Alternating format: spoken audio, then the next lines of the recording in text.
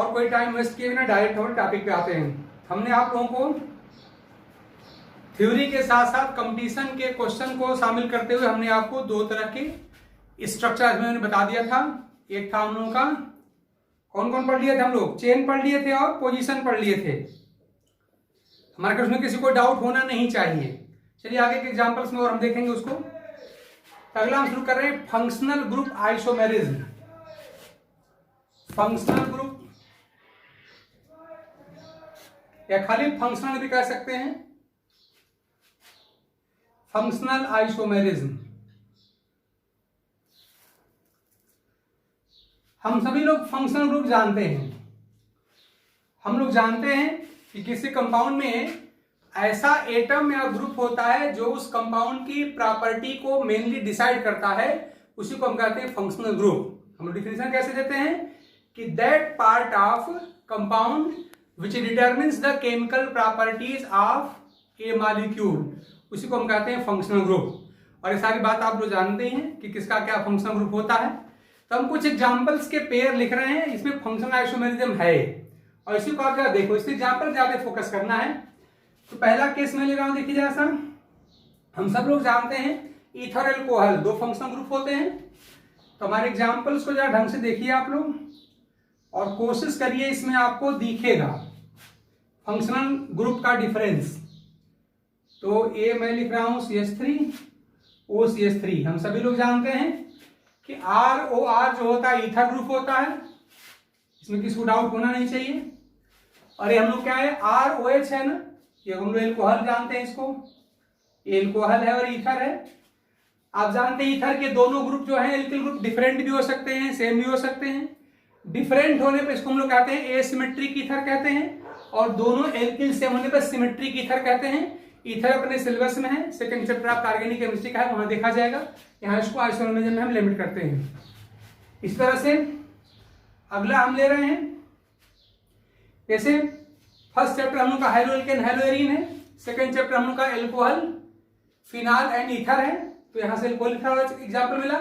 और तीसरा चैप्टर हम लोग का कार्बोनिल कंपाउंड है, उसमें आपको एल्डिहाइड कीटोन और कार्बोक्सिलिक एसिड पढ़ना होता है, तो उसका एक एग्जाम्पल यहाँ देखिए हम बना रहे हैं।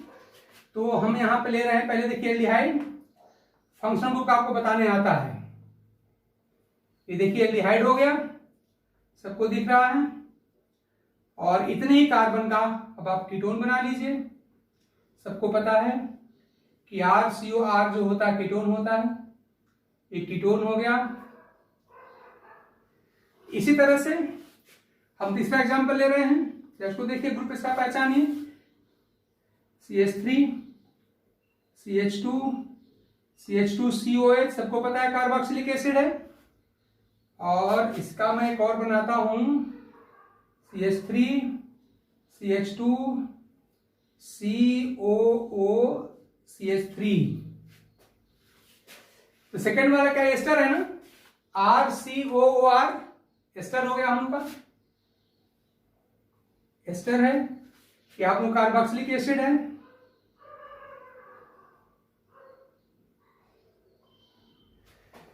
ऐसे ही एक आध एग्जांपल और देखिए।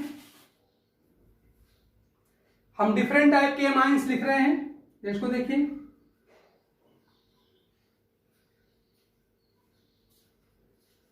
ये सबको पता है प्राइमरी एमाइन है। इतने ही कार्बन का सेकेंडरी एमाइन एक लेते हैं,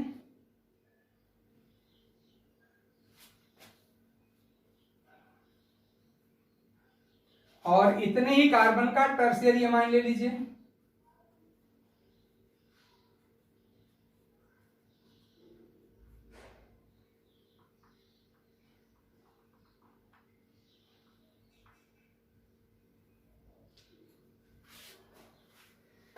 तो हम लोग का हो गया 1 डिग्री यानी प्राइमरी एमाइन। सब आप लोग पढ़े थे, बस रिवीजन समझिए। ये हम लोग का हो गया 2 डिग्री एमाइन सेकेंडरी एमाइन, और ये 3 डिग्री टर्शियरी एमाइन हो गया।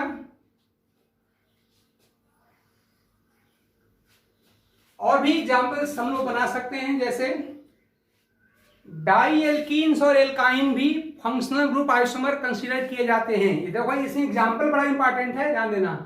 तो नीचे इस पेज में ऊपर लिख रहा हूं, डाई एल्कीन्स एंड एमाइन्स, ये आपको पता होना चाहिए। डाई एल्कीन मतलब क्या होता है, जिसमें दो डबल बॉन्ड्स हो। तो अब पेज नंबर में 4 कर रहा हूं यहां पर। डाई एल्कीन्स जैसे CH2 डबल बॉन्ड CH,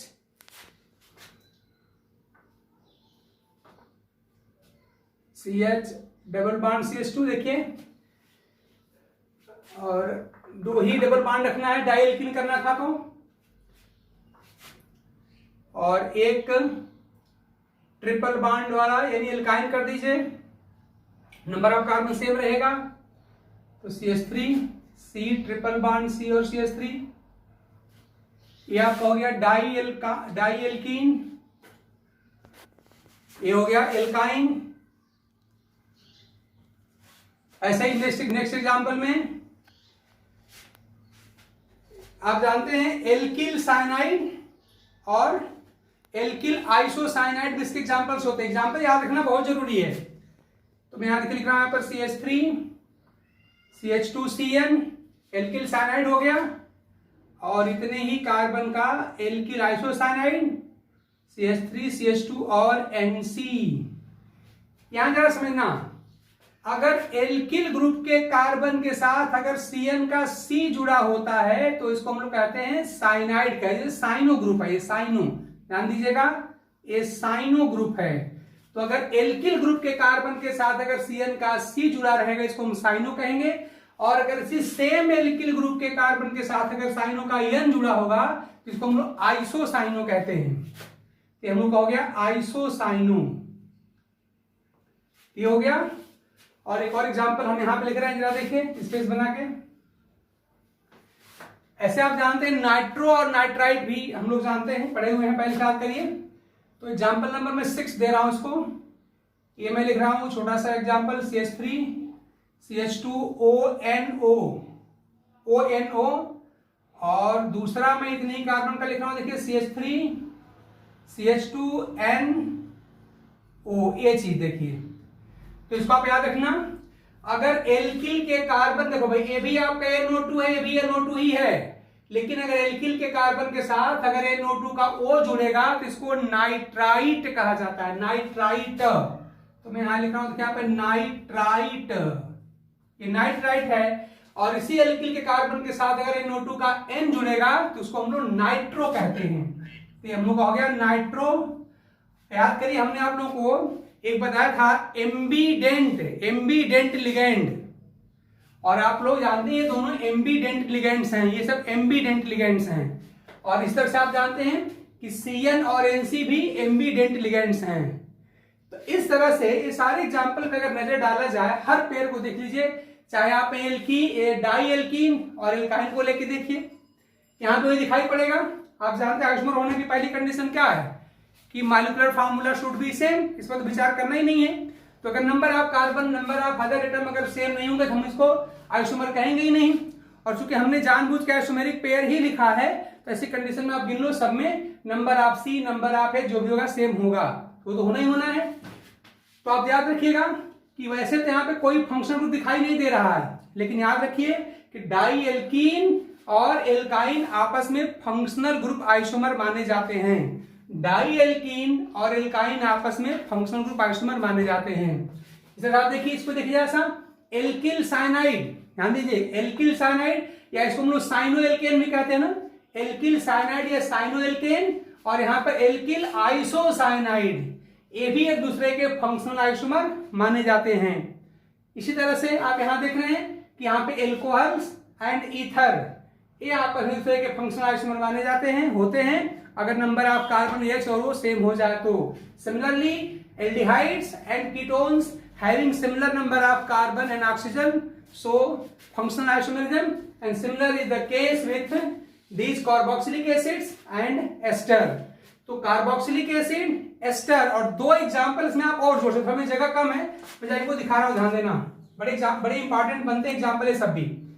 यानी कि हम एग्जाम्पल जो हमारे पास एग्जाम्पल नंबर जो 3 दिखाई दे रहा है, जिसे मैंने कार्बोक्सिलिक एसिड और एस्टर लिखा है, इसी में ध्यान देना, इसी 3 में मैं 2 के 100 जोड़ रहा हूं, ध्यान दो, यहां पर इस समय एंड करके मैं जोड़ रहा हूं। एंड देखिए एल्डिहाइड और कीटोन के जो हाइड्रोक्सी डेरिवेटिव्स होते हैं, याद रखिएगा, एल्डिहाइड्स एंड कीटोन्स के हाइड्रोक्सी डेरिवेटिव्स भी कार्बोक्सिलिक एसिड एंड एस्टर के फंक्शनल आइसोमर होते हैं।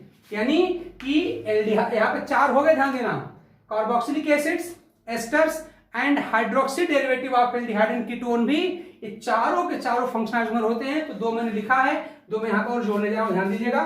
नंबर ऑफ कार्बन 4 रखना है, देखो मैं रख रहा हूं यहाँ पर CH3 CHOH और CH2 CHO। देखिए एल्डिहाइड हो गया, यहां पर हमने OH भी लगा दिया, तब इसे क्या कहोगे, इसे कहेंगे हम लोग हाइड्रोक्सी डेरिवेटिव ऑफ एल्डिहाइड।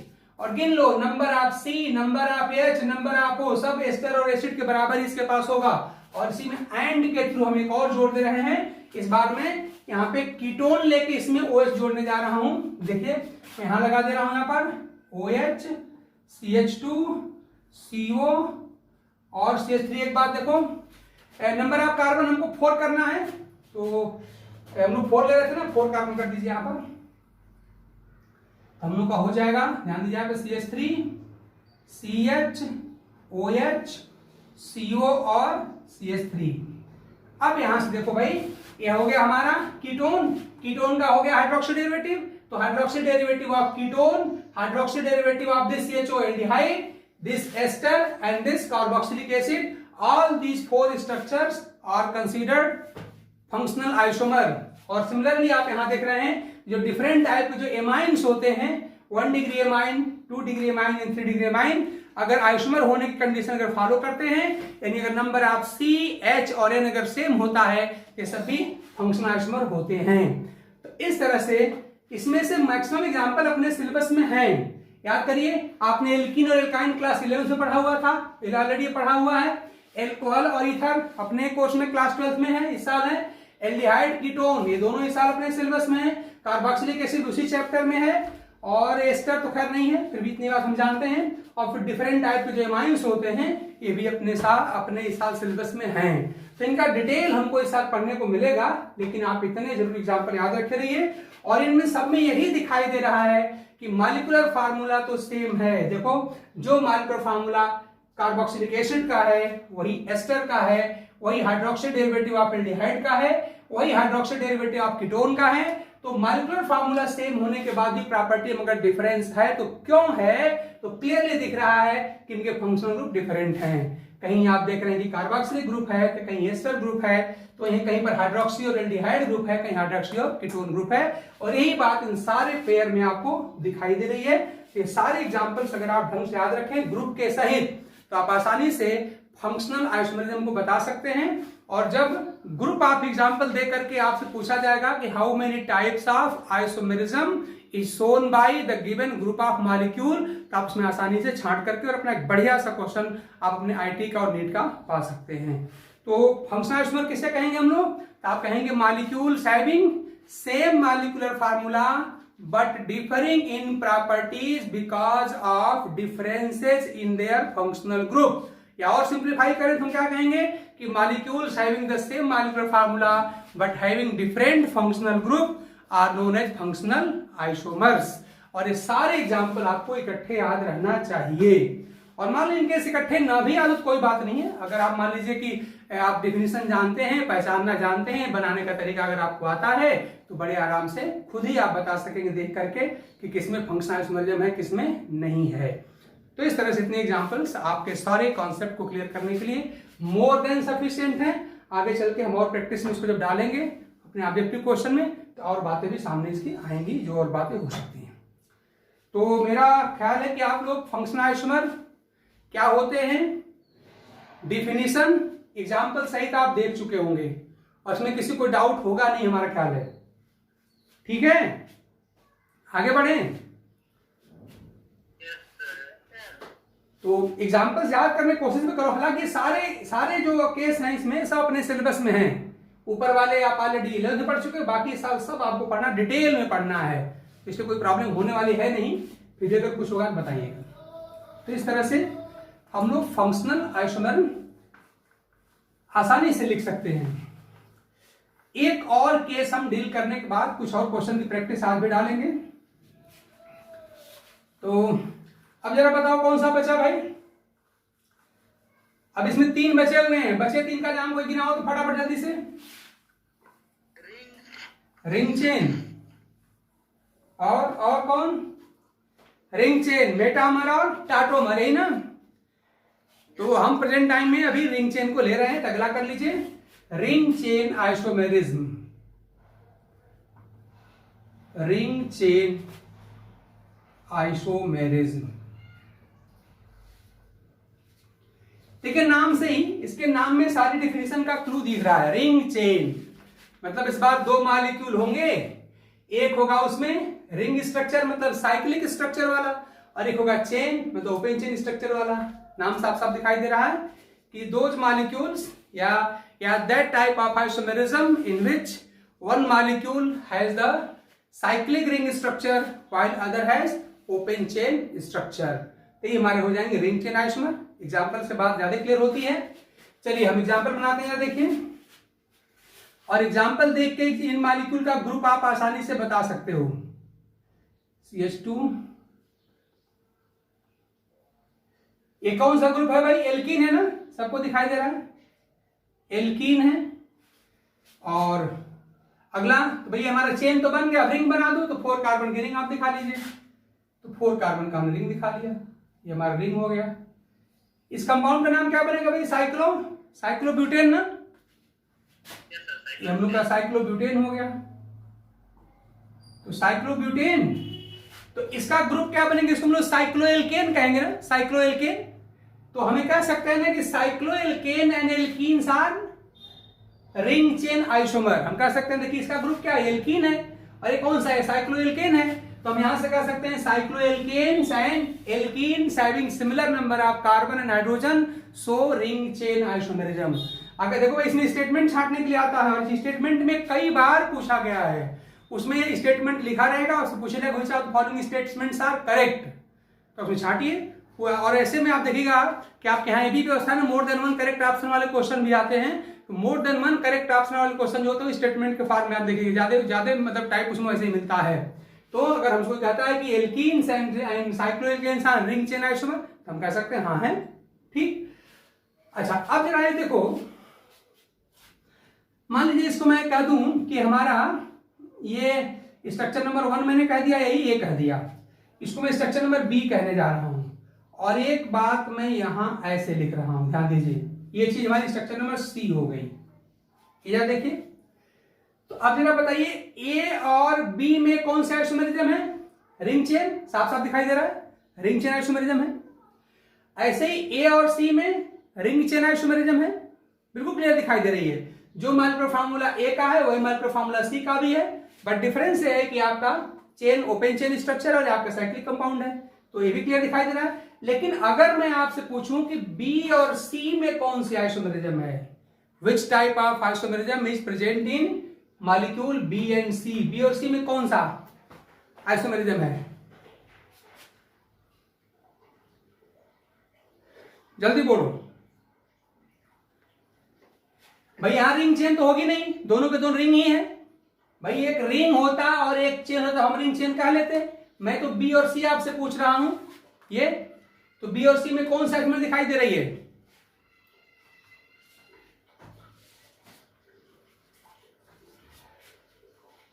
ये बताओ चेन आइसोमेरिज्म की सबसे बड़ी कैरेक्टरिस्टिक फीचर क्या थी भाई?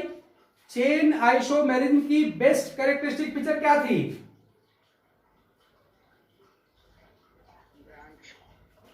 याद है किसी को? जल्दी बोलो। आपको उसमें मेन बात जो बताई गई कि दोनों सेम ग्रुप के होने चाहिए, मतलब सेम होमोलोगस सीरीज के होने चाहिए। और एक बड़ी बात ये बताया गया था कि वहां पर number of carbon in their parent chain should be different, यही कहा गया था, ये बात कही गई थी मेनली। तो आप देख रहे हैं ये भी साइक्लोएल्केन है, भी साइक्लोएल्केन है, सेम होमोलोगस सीरीज हो गई। अब number of carbon in parent, वहां पेरेंट चेन गिनते थे, यहाँ पेरेंट रिंग गिन लो, बात एक ही है। यहाँ पर आपकी पेरेंट रिंग 4 कार्बन की है, यहाँ पेरेंट रिंग आपके 3 कार्बन की है। इसका ये दोनों आपस में कौन आइसोमर होंगे? ये चेन आइसोमर होंगे। इनको स्पेशल केस आप, इसको असल में हम साइक्लिक चेन आइसोमर कहते हैं, साइक्लिक चेन आइसोमर। वहां पे हम लोग चेन वैसे सिंपली बोल दिए थे, यहाँ पर आप चाहो तो जोड़ लो साइक्लिक चेन आइसोमर। ध्यान दीजिए, दो ही बात आपको याद करना था वहां पे, क्या था वो कि आपके कंपाउंड जो है, याद करिए चेन आइसोमरिज्म कहा गया दोनों मॉलिक्यूल या chain isomer should belong to क्या क्या था, belong to same homologous series कहा गया था। Chain isomers belong to same homologous series but differ in the number of carbon atoms in their parent chain, यही कहा गया था कि वहां पर चेन में कार्बन की संख्या अलग अलग होगी। तो यहाँ पे चेन के बजाय आपको रिंग दिखाई दे रही है, ग्रुप दोनों का सेम है, ये भी आपका साइक्लोएल्केन, ये भी आपका साइक्लोएल्केन। डिफरेंस क्या है कि अब आपका ये 4 कार्बन की रिंग है और ये 3 कार्बन की रिंग है।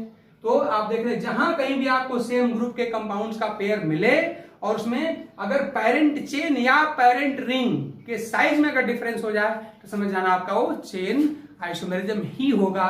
तो इस तरह से बी एंड सी आर ये सब क्या है, चेन आइसोमर हैं, या एक तो साइक्लिक चेन आइसोमर हैं। तो ए और बी कौन से आइसोमर हैं, रिंग चेन, ठीक। A and C ring chain, but B and C क्या है, बी एंड सी क्या है, बी एंड सी चेन ना, ये सब चेन आइसोमर है, साइक्लिक चेन आइसोमर ये सब हैं। तो इस तरह से कोई भी अगर स्ट्रक्चर लिखी हो तो उसमें हमको देख करके और ये पता लगाने हमको आना चाहिए इस तरह से। अच्छा अगर मैं देखो ऐसे लिखता हूं, देखो तो ये मैं लिख दिया CH3 CH double bond C double bond और यहां पर CH2 और CH3 एक लिख दिया। अगली स्ट्रक्चर हमें लिखने जा रहा है, देखिए जैसा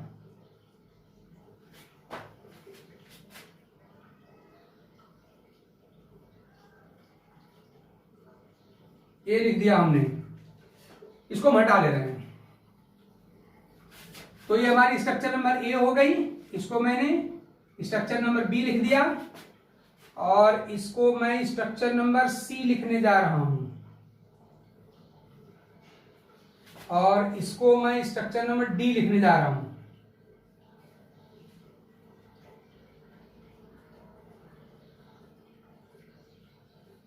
ये 4 स्ट्रक्चर हमारे पास इस बार हैं। देख रहे सबके सब 5 कार्बन कंटेनिंग कंपाउंड्स हैं, 5 कार्बन 5 कार्बन 5 कार्बन 5 कार्बन, ये हो गया। अब इसमें किसी भी दो के बीच मैं आपसे जानना चाहूंगा कि कौन सी आइसोमेरिज्म है। जैसे फर्स्ट जरा बताओ तो स्ट्रक्चर नंबर ए और बी में जल्दी बताओ, ए एंड बी ये कौन आइसोमेरिज्म शो कर, जल्दी बताओ तो structure number A and B बताइए। ए और बी में कौन सी आइसोमेरिज्म है, रिंग चेन है ना। देख रहे हैं कि ये रिंग है और ये चेन है, ये रिंग है और ये चेन है, तो रिंग चेन हो गई, रिंग चेन ये हो गई। चलिए ए और सी, ए और सी, ए एंड सी जल्दी बताओ भाई ये कौन सी होगी, ये भी रिंग चेन ही होगी ना, ये भी रिंग चेन ही होनी चाहिए। चलिए बी और सी बताइए, बी अच्छा करो पहले ए और डी, ए और डी बताओ, ए एंड डी, हमको ए एंड डी चाहिए।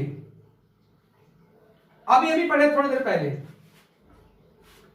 अभी अभी थोड़ी देर पहले, इसके ठीक पहले वही पढ़े थे। ये हम लोग का डाई एल्कीन है और ये एल्काइन है, डाई एल्कीन है एल्काइन, कौन आइसोमेरिज्म शो करते हैं, फंक्शनल ग्रुप ना, ये हम लोग का फंक्शनल हो गया, ये फंक्शनल। और अब मैं पूछूं आपसे कि बी और सी के बीच कौन सा है, बी और सी के बीच कौन सा आइसोमेरिज्म है, बी एंड सी कौन सा है, साइक्लिक रिंग चेन तो नहीं है भाई, दोनों ही रिंग है, साइक्लिक चेन ना, साइक्लिक चेन है भाई। ये क्या है, ये भी आपका साइक्लोएल्कीन है और ये भी साइक्लोएल्कीन है, ठीक है ना। देखिए साइक्लोएल्कीन साइक्लोएल्कीन दोनों सेम ग्रुप के हो गए, but number of carbon in parent ring कितना है, यहाँ पे 5 कार्बन है, यहाँ पे 4 कार्बन है, तो दोनों सेम होमोलॉगस सीरीज के हैं। ये भी आपका साइक्लोएल्कीन है, ये भी आपका साइक्लोएल्कीन है, ठीक। बट देख रहे नंबर ऑफ कार्बन यहाँ पे 4 है पेरेंट रिंग में और यहाँ पर 5 है। तो इसका मतलब कि मुझे बी और सी लिखना है, तो बी एंड सी में क्या लिखो, जल्दी बोलो क्या होना चाहिए, साइक्लिक चेन ना, साइक्लिक चेन। अरे भाई खाली चेन कहो तब भी काम चलेगा, लेकिन साइक्लिक चेन कहना ज्यादा अच्छा होता है, तो आप कह सकते हैं यहाँ पर साइक्लिक चेन आइसोमेरिज्म है। ठीक, ऐसे में अगर पूछ लो कि सी और डी में कौन आइसोमेरिज्म है, C and D, C and D, again ring chain हो जाएगा, बिल्कुल ठीक है, रिंग चेन आप फिर दोबारा हो जाएगा, ठीक है ना। तो इस तरह से कोशिश यही करो कि आपके पास 3, 4 जो भी आपके कोई स्ट्रक्चर लिखना चाहे लिख ले, और उसमें से किसी भी दो के बीच पूछ ले कि कौन सा आइसोमेरिज्म है, तो हमको बताने आना चाहिए। और ये काम केवल डिफिनेशन रट के नहीं होगा भाई, ऐसे प्रैक्टिस आपको करनी पड़ेगी। और साथ में कोई ये पूछ ले कि how many types of isomerism are shown by the given set of molecule, इन मॉलिक्यूल में कितने तरह के आइसोमेरिज्म प्रेजेंट है, तो थोड़ा वहां से ऑप्शन भी देख लेना, ऑप्शन से काफी हेल्प मिल जाता है। और ऐसे घर पे तो पर्याप्त टाइम रहता है, तो आप सब में से सारे स्ट्रक्चर लिख लिख के और प्रैक्टिस करो। इसमें से किसी दो के बीच, जिसमें दो को आपको मन करे, आप देखिए कि कौन सी इसमें आइसोमेरिज्म है। तुम्हारे ख्याल है इसमें कोई प्रॉब्लम अब किसी को होनी नहीं चाहिए। इसे पढ़ने का तरीका यही होता है भाई, खाली सिंपली डिफिनेशन पढ़ने से बात बिल्कुल नहीं बनेगी। आप डिफिनेशन पढ़िए, बातों को समझिए, एग्जाम्पल देखिए, उसके बाद उस पर बेस्ड एग्जाम्पल्स की प्रैक्टिस करो। ये बहुत इंपॉर्टेंट टॉपिक है। थ्योरी पढ़ने से चलो ठीक है, बोर्ड का काम चल जाता है, लेकिन अगर आपको थोड़ा सा कंपटीशन के बारे में सोचना है तो ऐसे रुक रुक करके अपने क्वेश्चन की प्रैक्टिस आपको करनी पड़ेगी। और इस बात पे विशेष फोकस करना होगा। हमारा लेवल क्या है कि कोई भी मॉलिक्यूल अगर लिखा रहे तो हम उसके बीच टाइप ऑफ आइसोमेरिज्म कौन सी होगी हमें पहचान पाएं, या 3-4 एग्जाम्पल लिखे हैं तो उसमें कितने तरह के आइसोमेरिज्म प्रेजेंट है हम इसको गिन के बता पाएं। या कोई एक स्ट्रक्चर लिख दी गई तो हमसे कोई पूछ ले कि how many type of isomerism will be shown by this compound, या पूछा जाए कि which of the following isomerism will not be shown by the given compound. तो इस तरह के बदल क्वेश्चन पूछे गए हैं और आपके पास क्वेश्चन के सेट होंगे, देख सकते हैं। तो इस तरह से अगर आप ऐसे करेंगे तो निश्चित रूप से हम किसी भी लेवल का क्वेश्चन होगा हम आसानी से सॉल्व कर पाएंगे। थोड़ा सा अपना एटीट्यूड बदलना पड़ेगा, अपनी मेंटेलिटी बदलनी पड़ेगी, अपना लेवल रीसेट करना पड़ेगा, तो कंपटीशन की बात बनेगी भाई। चलिए बात है अगले पर। अगला बहुत ही इजी है, बड़ा सिंपल है और बहुत इंपॉर्टेंट भी है, इसलिए अच्छी बात है। वो है हम लोग का मेटामर ना, मेटामर। अगला शुरू करते हैं हम लोग मेटामेरिज्म। बहुत ही छोटा सा मॉलिक्यूल है, बहुत छोटी सी केस भी है। इसमें बस याद रखिए, इसमें ये शो कौन करता है, तो मैं पहले एग्जांपल लिखता हूं, आप लोग पता भी है कि यहां पर कोई एक बाई या मल्टी फंक्शनल या बाई और मल्टी वैलेंट एटम या ग्रुप होना चाहिए। जनरली डाई वैलेंट में आपको ऑक्सीजन होता है या सल्फर लिया जाता है, या ट्राई वैलेंट में नाइट्रोजन लिया जाता है। हम यहाँ पे ओ को लेके बात आपसे कर रहे हैं। तो इस तरह से पहली बात क्या होगा, यहाँ पर डाई या ट्राई वैलेंट एटम होगा, ठीक। और उसकी सारी की सारी जो वैलेंसीज होंगी वो सेम या डिफरेंट एल्किल ग्रुप से सेटिस्फाई होंगी। दो ही बात याद रखना है। जैसे पहले मैं लिख लेता हूं, पहले मैं लिख के ही बात करूं आपसे। मान लीजिए हमने यहां पर लिख दिया आपका 3 और यहां हमने कर दिया, मान लीजिए यहां पे CH3 कर दिया। तो आप देख रहे हैं कि पहली कंडीशन मैंने क्या कहा कि वहां पे डाई और पॉली वैलेंट एटम या ग्रुप होना चाहिए। तो साफ साफ दिख रहा है कि ऑक्सीजन हमारा क्या हो गया, ये डाई वैलेंट ग्रुप हो गया। और डाई वैलेंट मतलब कि 2 बॉन्ड्स बनाएगा, और जो 2 बॉन्ड बनेंगे वो किससे जुड़ेंगे, तो वो एल्किल ग्रुप से जुड़ेंगे। और वो एल्किल ग्रुप आपके सेम भी हो सकते हैं और डिफरेंट भी हो सकते हैं। तो ये मेटामेरिज्म की पहचान होती है। दो ही बात याद रखना है, क्या कि मेटामेरिज्म वो शो करेगा जिसमें ये डाई या पॉलीवैलेंट एटम और ग्रुप हो, और उस एटम या ग्रुप की जो सारी वैलेंसीज हैं वो सेम या डिफरेंट एल्किल के साथ जुड़ी हों। और ये बात आपको कहां कहां मिलेगी आप सब जानते हैं। ये जो मॉलिक्यूल लिखा है इसको हम लोग ईथर कहते हैं, ठीक। ये बताओ क्या एल्कोहल इसको शो कर सकते हैं, एल्कोहल क्या मेटामेरिज्म शो करेंगे, जल्दी बताओ।